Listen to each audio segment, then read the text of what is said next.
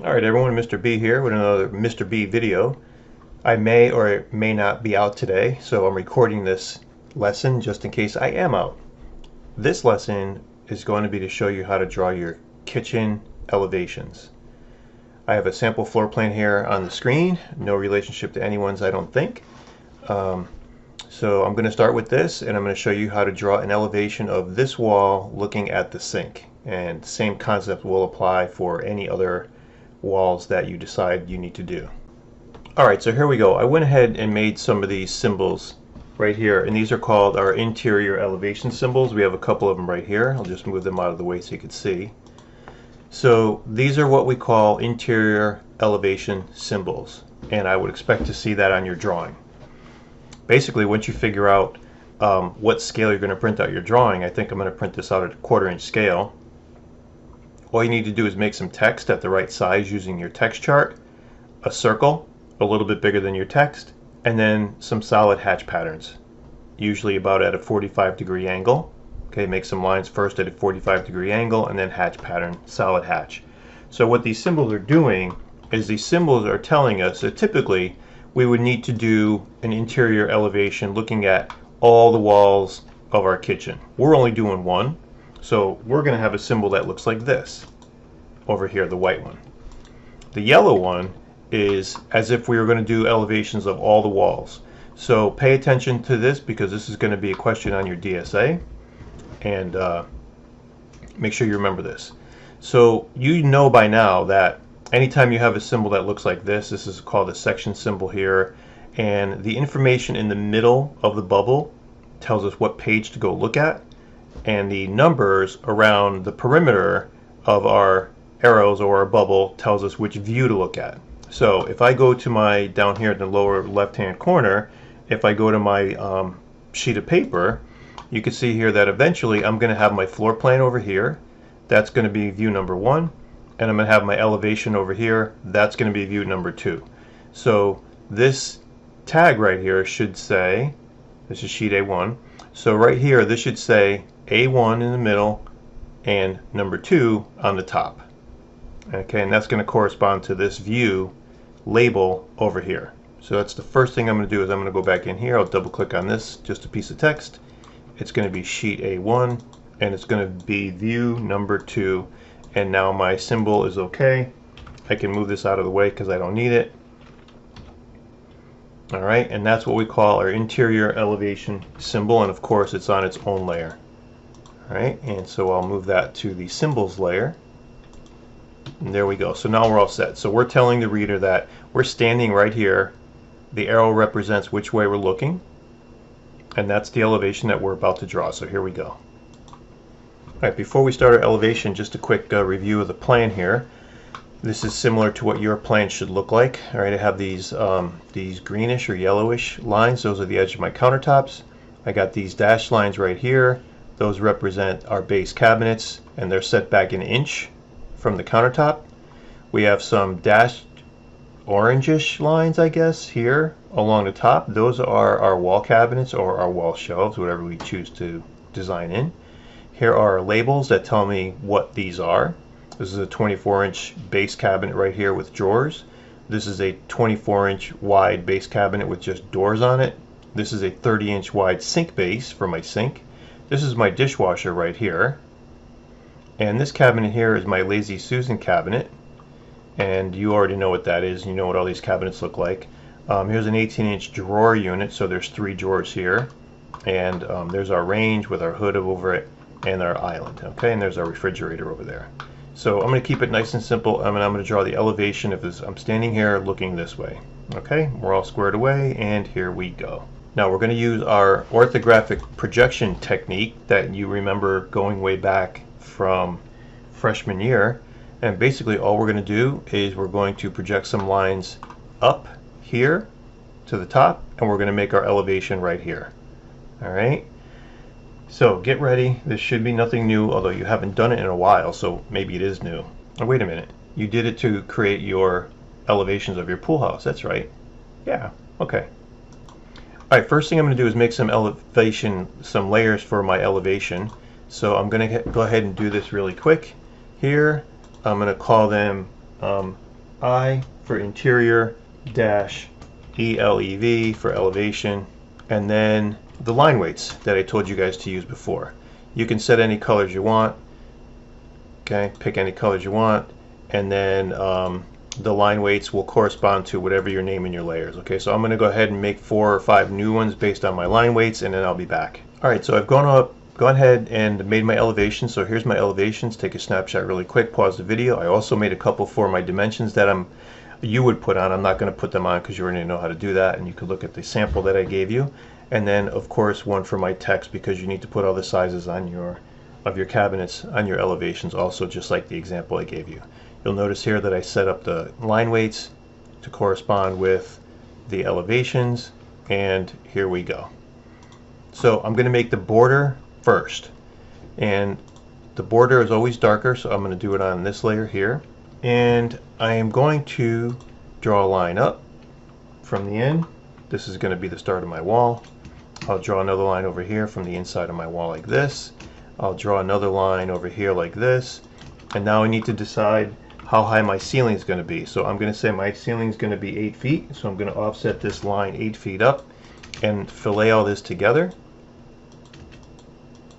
and that is going to be the start of my elevation for my kitchen. Alright, so this line here at the bottom represents my floor, this line right here represents my ceiling, and now I'm going to orthographically project all these lines up.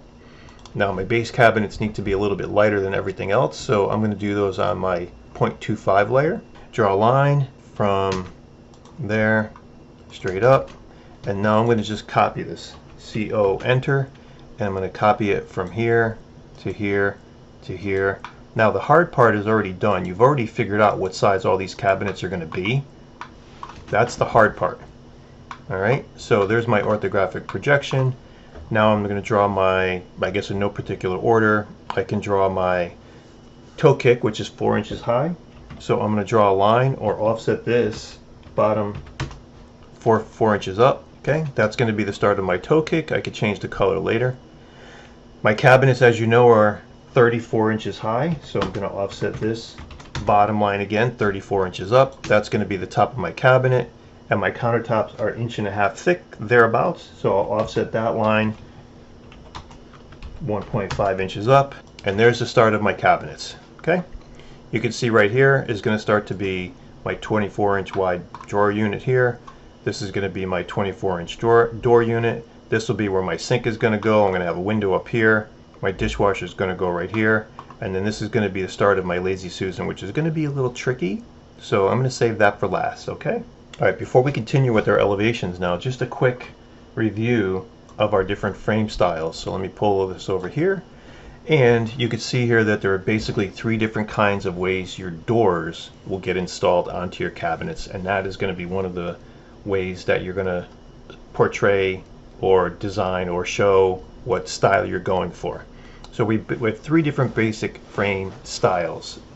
First one here is called full overlay, where you can't see any of the frame below. Here's an elevation view, and here's a plan view here. So these rectangles right here, and right here, those are the frame of the cabinet like we have in the classroom. So in a full overlay, the doors overlay that frame completely. It gives you a more modern sort of look. The next one is called partial overlay, where you can start to see a little bit of the frame around here and in between the doors. Here's the plan view here, where you can kind of see a little bit. This is usually about 1.5 inches or so right here, and on this side as well. And then we have what's called an inset door, where you see the full thickness of the frame, which is usually about 2 inches or 2.5 inches or so. And here's the plan view. So here's the door right here.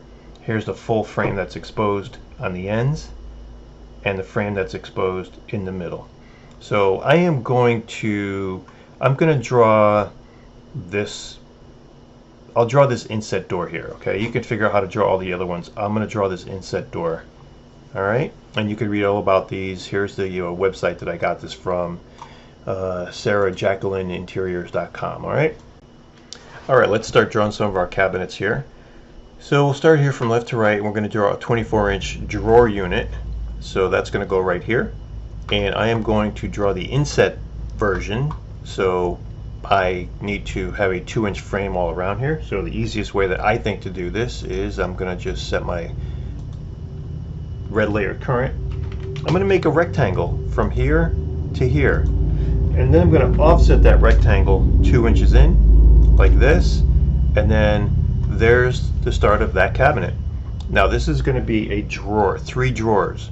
So I need to split this space up equally in 3 parts. So what I'm going to do is draw a line down the middle, and then I'm going to use the divide tool, D-I-V, enter, pick this line. Down here it says enter the number of segments, so I want 3 segments, 3, enter, and I get these little points right here. Now if you can't see these points, what you do is go up to utilities, point style. By default it has a tiny little dot like that, so you probably won't see anything there, but if you go to utilities, point style, switch to any one of these, click OK, then you can see. So now what I would do is I would just draw a line right through here, drag it out, copy that from this mirror from there to there, and then offset those 1 inch up, 1 inch down, 1 inch up, 1 inch down, erase my points, erase the line in the middle, trim this up like this, erase this line down the middle. There's my 3 drawers. You're probably going to have some sort of rectangular pull on here, or maybe what am I looking for? Hidden fingerless pull, something like that. And you want to put that right in the middle. I'm kind of just dragging it around. So I'm going to copy this to my other drawers. I'm going to start at this corner, snap here to make sure it's all in the same spot. And there's my drawer unit. I'll trim this up. And there's my drawers. Okay. Now this is a door unit. Luckily it's the same size as this, so what I'm going to do is copy this line from the corner of here to here. Oops, I'm off somewhere. Okay, I'm off somewhere, but okay, so just make believe it's right. Okay, so there we go. I'm going to offset that 2 inches all the way around. There's the start of my door unit, so I'm going to erase that now. Okay, I can copy this, rotate it. Now I'm just using a simple rectangular pull. There are hundreds of thousands of different kinds of pulls there, so you should look carefully to make sure that it goes with your style. Now I'm going to draw a line to show which way my door opens. Alright, and then I'm going to go into my properties, right click properties, and change that line type to dashed.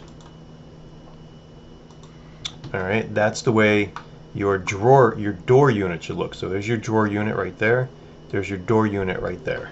Let me save that so I don't have to do all that over. Now next thing I'm going to do is a sink base. I'm going to use a farmhouse style sink, and I know that it's about 12 inches tall. So I need a rectangle that's about 30 inches wide, 12 inches tall. So I'm just going to make a rectangle anywhere, REC, enter. I'm going to go 30 inches in width, in length, sorry, 30 inches in width. So then I'm going to move this up to, I got to get to the middle. Okay, again, I'm just kind of eyeballing it for the sake of this. So I want to make sure that that's in the middle. So there's my farmhouse sink. Now I probably have some door units down here. So guess what I'm going to do? Draw another rectangle. That's right. So I'm going to draw a rectangle like this. I'm going to offset that 2 inches. Okay, I'm going to draw a line down the middle because I want 2 doors. I'm going to offset that 1 inch each way. Erase the line in the middle. Trim that up. Okay, and there's my 2 doors. I want to draw my angled lines in here so I know which way my doors swing.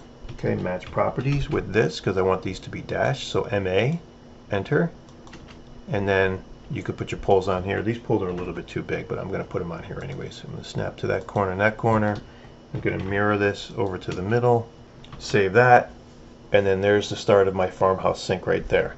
Now my farmhouse sink is what's called an undermount. If you remember, I would review those types of sink installations for your DSA. So this rectangle right here is my farmhouse sink. It sits underneath my countertop, so I need to draw a line over here about 1 inch away from that corner and go up. And I want to do the same thing over here, so I'll just mirror it like that. And then I want this red line right here to be magenta, and that's going to be the edge of my countertop. Here's the hole right here on my countertop. There's my farmhouse sink, and then your faucet's going to be up here somewhere, like whatever faucet you decide you're going to have, however they look, right? Something like that. So you can download one of those if you want, but you can just draw some rectangles quickly if you want. This is my dishwasher here. So again, simple dishwasher.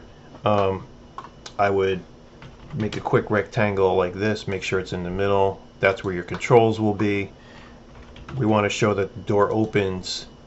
We want to show that the door opens down. So I'm just going to draw a line from there to there, and then draw a line from up to this corner. Draw a line from here to this corner, and then I'll match properties MA with this and paste those here. So now there's our dishwasher where the door opens in that direction, and then you could trim that up like so, and there's your dishwasher. So now here comes the tricky part. Here's my base cabinet. If I take my base cabinet off to the side here, alright, so I just pulled my base cabinet off to the side and I made it white so you can see it better. But anyways, here's my base cabinet, and you can see it normally goes under here. So this is one style of base cabinet. This is called a blind corner cabinet, where you'll have a door here, okay, and then your arc will go here, and so your door will open this way, and then there's a shelving in here that will swing out where you can access all your stuff. Okay, that's called a blind corner cabinet. Sometimes it's called a lazy Susan if it's on the angle, so this is technically a blind corner cabinet, so I'm going to call it blind corner cabinet. Alright, BCC, blind corner cabinet. Alright, now this is going to be the tricky part. So what I'm going to do is I'm going to copy this line to the end of my cabinet. So that's going to be the end of my cabinet, and it's going to go back to the wall. So basically it's going to start like that. Alright, now there's going to be a toe kick under here. So watch this carefully. So I'm going to make a line from here back 4 inches and then come down. Okay, and then I'm going to erase this, and I'm going to trim this up. So what I'm really doing here is I'm really drawing a section view of this cabinet right here. Right, so here's my section symbol here. So what I'm really doing is I'm really drawing something that looks like this, where I'm looking at these parts of the cabinets in elevation view, and this part right here I'm cutting through. Right, I'm just cutting through this part here, and the cabinet as well, the countertop as well. So now what I'm going to do is I'm going to draw a line from the countertop straight up, and I'm going to trim this piece,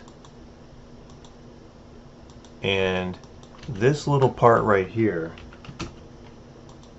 and I'm going to shade it just so you can see it. Okay, I'm just going to put a solid hatch on here. Okay, so that's the part of the countertop that I'm actually cutting through. That's this part right here. So let's move this out of the way. I know this is going to sound a little tricky, but I'm cutting through the countertop right here, so it looks like that.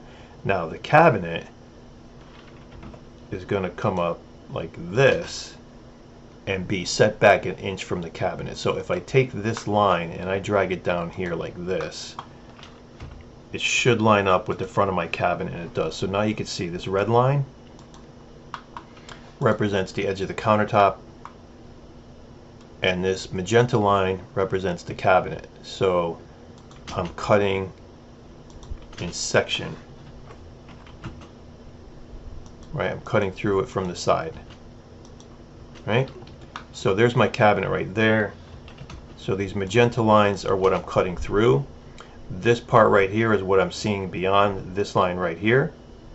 Now if I wanted to, I can continue drawing. There's shelving in here, so I can just, you know, make a rectangle for some shelving if I wanted to. Right, there's a piece of,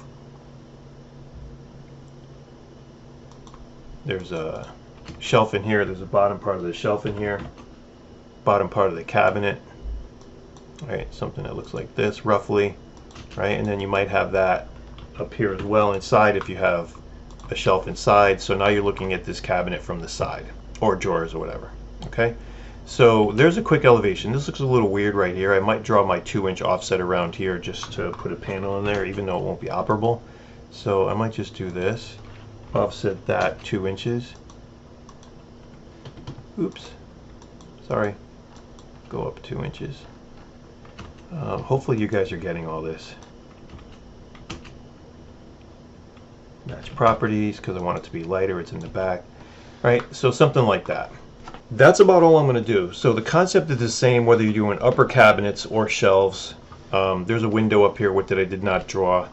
If you have a backsplash here, usually the backsplash, if you have a backsplash, it is 4 inches high, so this might be your backsplash if you have that type of splash, and then your window would be up here. So your window would actually start about 42 inches high or 40 inches high, somewhere around there if you have that type of splash. All right, so that is how you're going to start to draw your elevations for your kitchen. You can finish the top and have fun. Thank you very much.